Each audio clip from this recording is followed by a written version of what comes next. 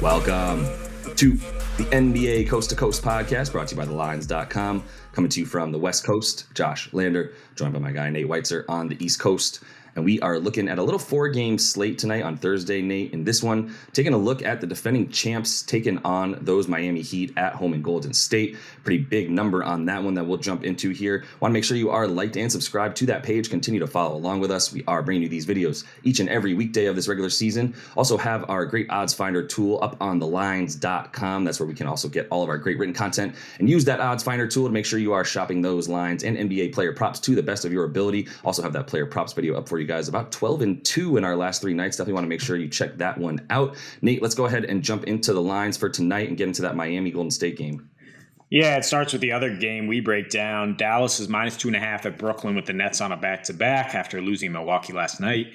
Clippers minus 6.5 at the Thunder, although we don't know if PG, Kawhi, or Marcus Morris will be back for that game. Memphis is minus 3.5 at Sacramento. Biggest total of the night there is 236 with Ja and D Fox going head-to-head. And then Miami, the game we're talking about, it was plus 7.5, now down to plus 6.5, because we both thought that seems too high, even with Miami on a back-to-back after winning in Portland last night. Totals at 227, fluctuated a little bit, but the main thing here is the Warriors have such a bad defense right now that I don't see how you feel good about the over or under. Honestly, I can't take the under because the Warriors defense is below average. Can't take the over because Miami doesn't usually play that way. But I can take the Heat to cover this spread. And I think the way you do attack that is by taking the Heat over 109.5, their team total. The Warriors have a 115 defensive rating. So if we have 100 possessions in this game, it stands to figure Miami's going over that. The short rest is less of a concern because they just straight up handled business in Portland, and no starter played over 29 minutes there. They were sort of peeking ahead to this one. And it was really efficient bully ball from the Heat. It's what you'd like to see if you're a Heat fan. They were real slow in their first 2 games of the season, then beat Toronto, lost to Toronto, and then shut down a Warriors team, a Blazers team that was 4-0. Damian Lillard got hurt, but they had 52 paint points. They had 15 offensive rebounds, shot 50%, 34 assists on 44 made field goals with 6 guys in double figures. That's Miami Heat basketball, right?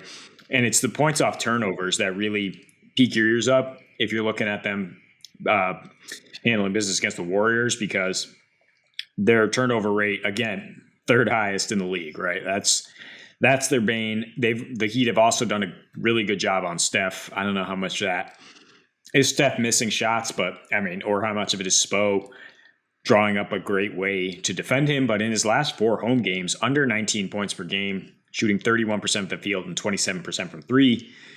Jordan Poole has gone off against this Heat defense recently, but his defensive rating is atrocious, which I'm sure you're going to get into here. And yeah, the biggest difference is that second unit for the Warriors is terrible this year. And the Heat looking pretty deep with guys like Strus and Vincent stepping up last year due to injury. They have a pretty good bench unit. They can always shift Tyler Hero there. I think they stay in this game one way or another. And I think they get to 110 against what's been one of the worst defenses in the league thus far. Yeah, easily one of the worst defenses in the league. I'll just get right into it since you teed me up to talk about that bench being so bad on defense right now. We talked about it the other night, 3rd worst. They were 5th. Now they're 3rd worst in terms of defensive rating for a bench unit. Pool offensive rating right now is a 96, awful. 118 defensive rating, probably worse and more impactful than that awful offensive rating is that defensive rating for him. Wiseman has looked good. I'm not going to pick on the dude. I mean, it's finally getting NBA action. He's a big body and he's showing that he can be on an NBA floor and produce, but an 87 offensive rating with a 123 defensive rating, that's got to change as well. So, that second unit and the depth of the Dubs that people love to talk about so much as a strength has been a complete weakness for them this season. And then, everything to do with their defensive rating. I think, just to be very clear, my sort of angle in this game, I love 109.5 for the Heat. That's my favorite bet, along with your favorite bet. I will say 7.5, 6.5, too much. I'd also lean over all the way up to like 228, which is about what it's at right now, because of the fact that, you said you don't trust the over nearly. I definitely don't trust the under. First of all, let's make that very clear. I'm taking 0 Golden State unders until they can hold somebody to like to better than 110 points. They allowed 109 to the Lakers, right? And then after that, they've allowed a bunch more points. What, like 128 to the Nuggies when they lost. They beat the Kings, but gave up 125. They just gave up 134 to the Suns. Like, I'm not taking an under on this team, at any point until they start showing anything like that. Even though at home they were an incredible defensive team last season. For the first half of it, they were the best defensive team in the league at home and a top 5 defensive team in the league. Draymond got a little hurt. Other things happened that really start to stem their momentum, and that's really what happened to them. So I lean over because of the fact that also Miami last year on the road was an over machine compared to what you would expect. 29-20. That was something that we targeted a lot to the over last year, was Miami on the road, and Golden State at home, especially as the home favorite, 21-29 to the over. So they're not nearly, but that was last year when they were playing defense at home. So that's kind of the end of the point there. Yes, they were good on defense, or at least they were more hitting the unders at home, were the Dubs last season. But right now, like I said, there's zero reason to feel good about their ability to stop anybody. Miami, as you said, is completely rested, and a team that, they give up some turnovers, which is how the Dubs score. I think there's something to be said for that. Right now, the Dubs are getting all their points off fast break, or at least off of, turnovers, really. Even if it's not considered a fast break, a lot of it is helter-skelter, people, other teams losing the shooters, and then that's how they're scoring, because their efficiency on offense is way higher in transition right now than it is in the half court, which is like a bottom 10 half court off. I swear to you, like a bottom 12 half court offense right now, according to advanced stats, is the Golden State Warriors. Whereas, when they're in transition, which is different than a fast break, to be clear, fast break is like you have a clear advantage on offense against 1 or 2 defenders that are able to get back, and you have 2 or 3 offensive guys going forward, right? That's a fast break. The transition is just, we got a rebound, everybody's on their way back to the defensive side of the court for the other team, and they're losing guys in transition. And that's the only way that they've been able to score, because you have Steph Curry, you have Jordan Poole, and you have Klay Thompson. But if that's going to be what you depend on, especially with such a porous defense, then it seemed like Miami is going to be able to take care of the ball well enough to shred you, and know that if they just don't turn the ball over, they're at least keeping this thing very, very close. Yeah, you make a great point about their half-court offense, because fourth quarter scoring is a key stat here. I mean, Miami is the number 1 fourth quarter defense right now, and they're only scoring the second fewest points in the fourth quarter. So I think if you're looking at a total here for this game, or if you're looking at live betting it because you're going to be watching, it's going to be the late game here. You let the total creep up early on if you can, and then bet the under in terms of a live betting, in terms of that fourth quarter slowing it down and the Heat having an advantage there. Also interesting, you talk about how bad they've been on defense lately, the Warriors, especially at home, and Draymond being such a key aspect of that. I wonder how much of it is just that preseason punch, and how hard it is for him to be the general and rally guys around him when he cold cocked one of his teammates and lost a lot of respect in that regard. So, yeah, I mean, it's going to be a growing process. I mean, the championship hangover plus that makes you not really trust the Warriors to come out. And while the Heat have shown a history of struggling on these West Coast road trips, on short rest, on not covering, they were 16-8 as road dogs last year, and I think they will have. This is a circled game, right? When anytime you go up against the defending champs, you're going to come with it, and I think again the fact that they were able to coast in the fourth quarter last night at Portland makes me feel like they have enough rest that Jimmy will be ready to go, and that they should be able to cover in this one, if not win. Yeah, no, I agree. And I forgot one point I wanted to make too, because you brought up earlier that you weren't really quite sure of Spo or what was the true reason behind Steph sort of struggling for Steph against these Heat. And I mean, yeah, he's facing a ton of double teams when he does play the Heat. I think they're well aware that like they need to trap him 35 feet from the basket. It doesn't work if you wait for him to get 30 feet and trap him. And so that's clearly what you're going to see is some high traps as soon as he gets over the court. The halfway court half court line, excuse me, Jesus Christ. But like the idea that once he does that, he's not going to be able to get bailed out by guys like by Clay right now, who is just abysmal from deep. Got kicked out of that Phoenix game, and it's just 30. What is he? 28% from deep so far. 34% from the field overall is Clay. He's had a history of starting slowly, but if you're playing a good defensive team like the Heat, who are ready with a very clear game plan for Steph, then yeah, I'm not feeling nearly as good about the Warriors' ability to win this game by 7 or 8 points. That just seems way too high right now. So I mean, this is part 2 of Fade Brooklyn because they can't get a rebound. That's basically the title to this show. They once again played pretty well, efficiently on offense, and actually their best defensive performance of the year by far. They came to play against the Bucks for sure, trying to show that they had something against many people's title favorites. But that's going to hurt them on the very next night here because KD and Kyrie both played 39 minutes. So I'd be concerned. I don't know if one of those guys might just sit for rest, especially if you fly back across the country. And in any case, yeah, they played well defensively, 107 defensive rating, which is way down from their horrendous 125 in the first 3 games. Held Milwaukee to 28% from 3, but they lost because they got crushed on the boards, which is exactly what we said yesterday in that video, that even when they held Milwaukee down, they lost. 17 was the rebounding advantage. And if you get Giannis just waltzing to the rim for 43 points, you can't win games that way. You can't win games that way, as I say, again, with a clear throat.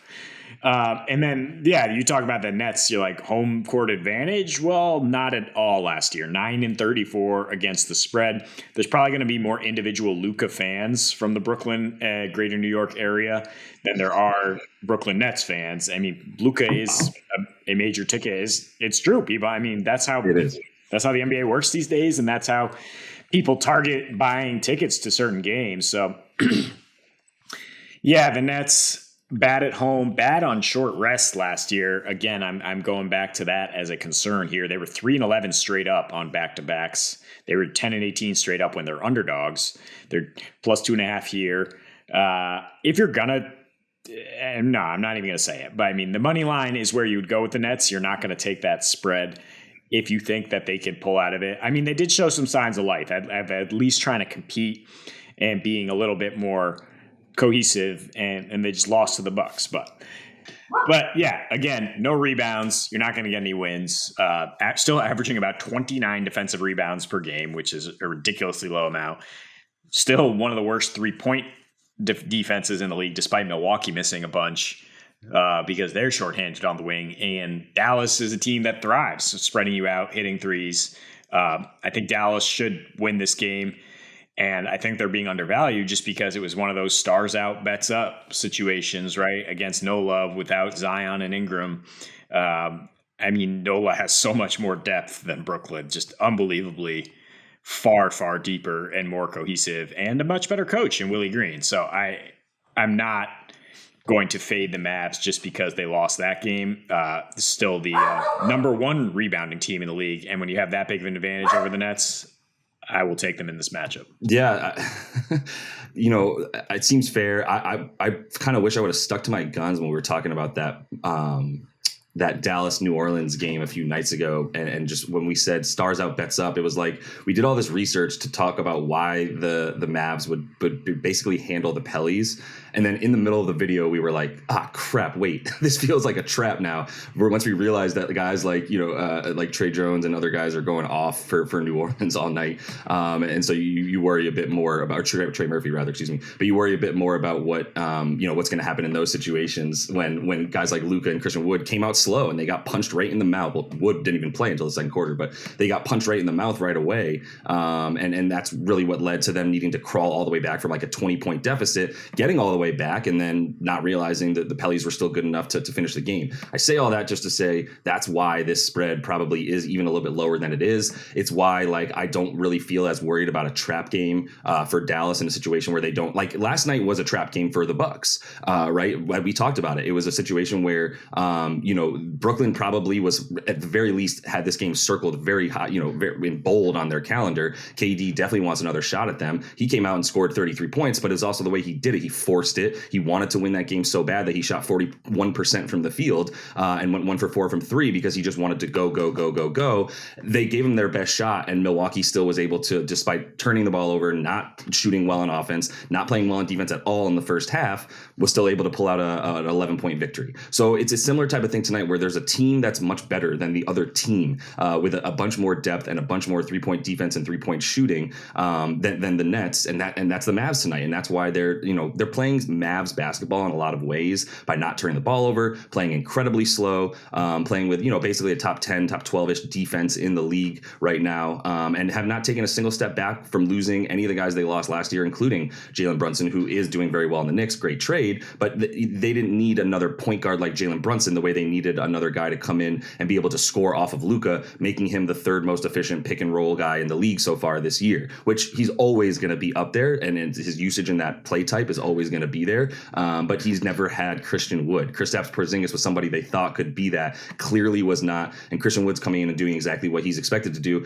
crash the offensive glass after screening for Luka, or get the ball on a pop, or get the ball on a roll. It's really, really pretty to watch. We talked about it the other night. We also went ahead and got those Christian Wood props for ourselves as they still remain pretty low. Probably talk about him again pretty soon. And look, 62, 61, 63 splits, which is hilarious that the man can't make a free throw while he's shooting 62% from the field and 61% from 3. They still aren't giving him any minutes, right? He still only played 28 minutes last game. If you saw, Mavs Twitter was on fire talking about J Kidd not playing Christian Wood and begging them to put their second best player in the game. And when he did, they were super efficient, but he might need to increase those minutes for Wood because the minutes that they played without him on the floor, their net rating was 10 points worse than the moments that he's on the floor. I know that stats aren't everything, but that's also an eye test, man. Come on, your team is better when he's on the floor. So I think we got to start seeing him get closer to 30 minutes. But either way, I'm just, like I said, 3-point defense, 3-point shooting. Brooklyn doesn't have it, and the Mavs do. So yeah, I mean, there's a few stats you can just look at that wow, that's a gigantic discrepancy in terms of how the Mavs have an advantage here. They also are 11-6 straight up with a rest advantage. They do take advantage of that, and 16-4 straight up last year as road favorites, just taking care of business in this type of situation. They've won 4 of their last 5 against Brooklyn because they do match up well with 2 wing stoppers there who can at least make it tough on Kyrie, KD. And because they have a guy like Luka who, just kind of like Giannis, can just go at his pace, get to his spots, and there's just no resistance from the Nets on the interior right now, allowing a league-high 58% inside the arc. So Luka, I hope he's not taking too many step-back threes tonight because he could just easily – his prop's at 32.5 points. He's just expected to do whatever he wants out there. Joe Harris is back, which is a boost for the Nets spacing, but his defensive rating is 124 this year. It was 112 in his last full season, so he's not all the way back in shape, or it's just a lack of defensive cohesion altogether. And again, I go back to the Nets offense on back-to-backs, often because one of these guys is tired or out, one of their big 2. They only scored 107 last year, just way down. They allowed 112. That explains the discrepancy. About Christian Wood, I mean, I think they're worried about his longevity a little bit in terms of giving him 30-plus minutes. But also, the reason he's able to be so efficient is because he's only playing that limited amount of time. And he's got to have so much more energy, and he's such a matchup problem for these Nets right now. If they have to put Simmons on him, if he's too quick for Claxton, Claxton and Simmons are a disaster on offense with their spacing. So I don't really see a good path to victory for the Nets. And I wouldn't be surprised if we get one of those guys resting or just their minutes managed in this back-to-back situation. Yeah, 100% agree. I think one guy on the Nets who could potentially benefit from the fact that they don't have anybody to guard Christian Wood, they don't really have anybody playing defense in general, is Royce O'Neal. I mean, he hasn't done much on offense this season. I think he actually might be potentially limited in this game as well. But he's a guy that you would expect like to come in and have a bit of a, not a resurgence compared to Utah, but at least be a guy that was so crucial, and what he does is what's so needed on this team. You thought he'd be able to help out there, but no, you said it with Dorian Finney-Smith, Reggie Bullock, especially those guys on the wing, being able to really control defense a lot better than definitely Brooklyn. There's just matchup problems all over the floor for the Nets once again tonight, just because the roster construction is bad, man. So look, we're going to keep fading these Nets. We're going to keep fading these Lakers, and it's not just because it's like enjoyable to watch stars and sometimes antagonists that we make up to do poorly, but team chemistry is just too crucial, man. And you saw Kyrie yelling at Ben Simmons last night under the rim, shoot it, after he gave him the ball, and Ben Simmons is standing 4 feet from the bucket, and he catches the ball and turns around and looks at the 3-point line instead of going up with it. And Kyrie's literally yelling at him, and then we see Russ getting into it with fans. So that's going to be how I feel pretty good about fading teams that we know can't really stay together for a full 4 quarters and play like a team. So Nate, let's go ahead and get into your first prop of the night here. Desmond Bane, with the Grizz taking on the Kings in Sacramento, that totals at 236, much higher than any other game on the slate. Sacramento, historically awful against shooting guards, as in historically over the last 5 years. They've been one of the worst teams out there. Bane has done his part, averaging 23 points and nearly 4 boards on 57-67 100 splits in his last 3 against Sacramento.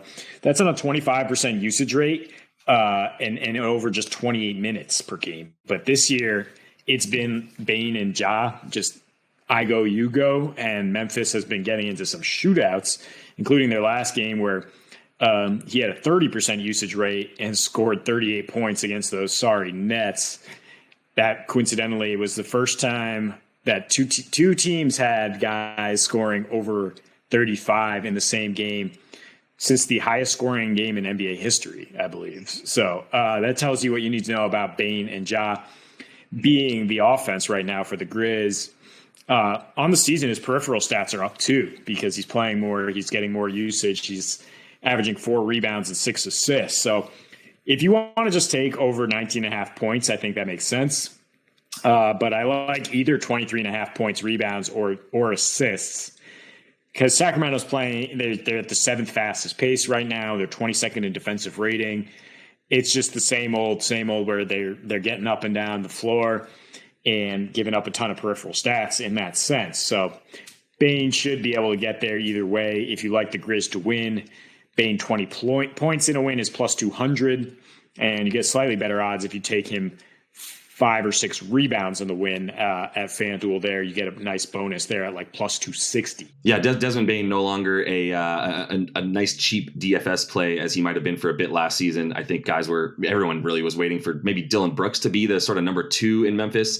Desmond Bane has clearly assumed that role and is a very, very strong another backcourt mate for Ja, who I will talk about in a second as well. But for my next prop, Nate, I'm talking about Mr. Christian Wood. Once again, why not feel comfortable about him? We talked about him a ton in the game video there about the Nets and the Mavs. Over 19.5 points for Christian Wood is minus 108 on FanDuel. For just the 19.5, we talk about the rebounds with him as well. Brooklyn has a terrible defensive rebounding team, actually the worst defensive rebound rate in the league. So I don't mind adding the rebounds, but just the 20 points for him, that's probably going to be his average this season. And what was sort of a prediction according to a lot of models was that 20 points a game for him. And probably if he stays on the bench, the 6th man of the year award. On the season, 24.5 points. Those splits crack me up. 62, 61. That's field goal and 3-point, and then 63 from the free throw line. Like, it's a nice stroke, Christian. You got to be able to get your head game right at the free throw line. 138, basically 139 offensive rating individually with a 31% usage rate across 25-ish, 26 minutes a game. team. Not enough necessarily, but you mentioned in the game video they really like saving Christian Wood and having him be that spark plug, making sure he doesn't get hurt as he has. But the most games he's played in the season is like 35 or 40 up to this point. So you definitely want to make sure he's not getting hurt, bringing him in somewhat slowly. But yeah, he's a huge matchup problem for these Nets tonight. 23rd in the league in points in the paint allowed are the Nets. They allow the fifth most free throw attempts a game as well, which is great for Christian Wood, who you saw getting to the line about 9 times in that last matchup that they lost to the Pellies, but he's still just crashing and getting a ton of free throw attempts as well. So you got to like the points for him tonight against a Nets team that continues to be one of the worst defensive teams in the league. There will come a time to fade Christian Wood, but it's not here yet. It's not against the Nets team on a back-to-back that is just shown no fight on defense. I mean, they were decent against the Bucks, I guess, guarding the interior last night. Still gave up double-digit offensive rebounds once again. Like you mentioned, they have the worst defensive rebounding rate.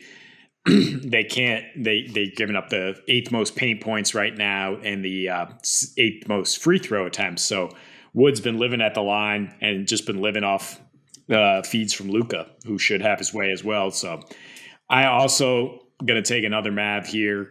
Spencer Dinwiddie with the revenge narrative, plus just the fact that Brooklyn isn't guarding anybody. The prop is at 15.5 points for Dinwiddie. Not the greatest odds there. I think you can add a few rebounds. 19.5 is near even money here.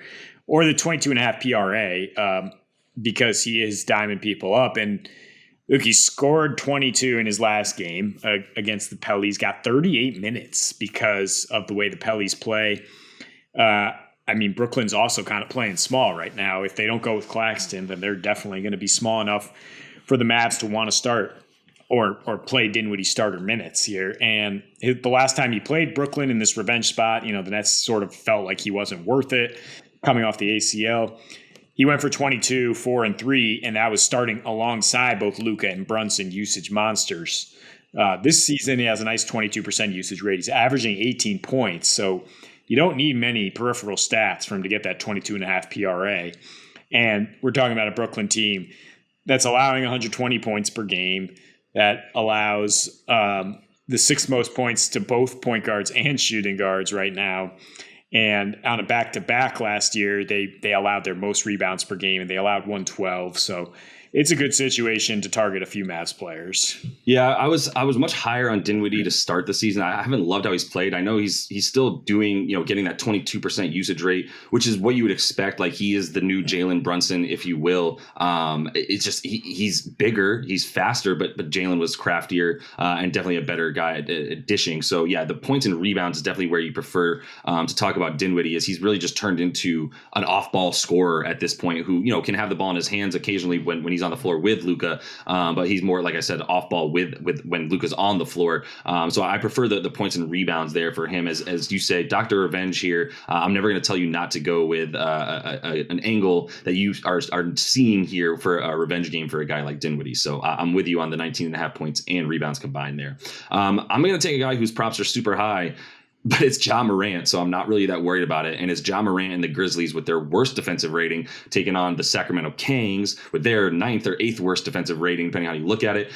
Ja's points, I'm going to take the assist. His points, unsurprisingly, is 30.5 tonight. At minus 125 is the over. Definitely, they're trying to incentivize you there with that under 30.5 for him at even money. But I like the assist added in there as well. 37.5 points and assists combined. He's averaging 42 points and assists combined this season so far. I understand that it's only through 4 games, but that's 33 minutes a game with a 36% usage rate and 122 individual offensive rating. Like I said, scoring 33 points a game 35.5 points a game in 33 minutes, man. Like, unbelievable. 55% from the field, 60% from 3. And that's what we talk about with Ja. Is he going to come back down to earth? If he's shooting 5 threes a game and if he's making 2 of them, is he going to come back down to earth? I think from the 3 a game, he's gonna. But I mean, he's also getting 11 free throw attempts, man. Like, this dude is efficient. He's shot out of a cannon. And if you watch those games, it's not like he's just making nonsensical shots. He's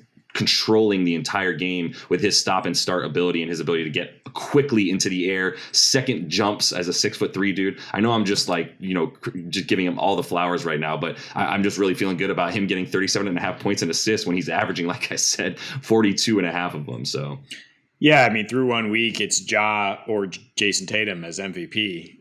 That's where we're at. And Ja, it's interesting. It doesn't really matter the matchup, but it's interesting that he hasn't blown up against the Kings yet because, like I just talked about with Bane, they gave up a ton of points to point guards and shooting guards. Both him and De'Aaron Fox have been quiet in the last 2 meetings.